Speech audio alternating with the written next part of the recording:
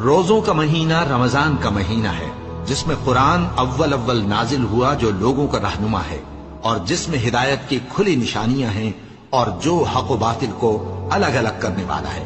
تو جو کوئی تم میں سے اس مہینے میں موجود ہو چاہیے کہ پورے مہینے کے روزے رکھے، اور جو بیمار ہو یا سفر میں ہو تو دوسرے دنوں میں روزے رکھ کر ان کا شمار پورا کر لے۔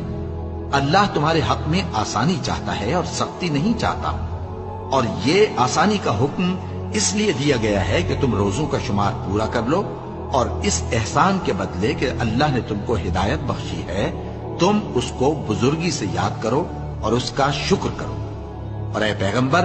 جب تم سے میرے بندے میرے بارے میں دریافت کریں تو انہیں معلوم ہو کہ میں تو تمہارے پاس ہی ہوں۔ جب کوئی پکارنے والا مجھے پکارتا ہے تو میں اس کی دعا قبول کرتا ہوں، تو ان کو چاہیے کہ میرے حکموں کو مانیں اور مجھ پر ایمان رکھیں تاکہ نیک رستہ پائیں۔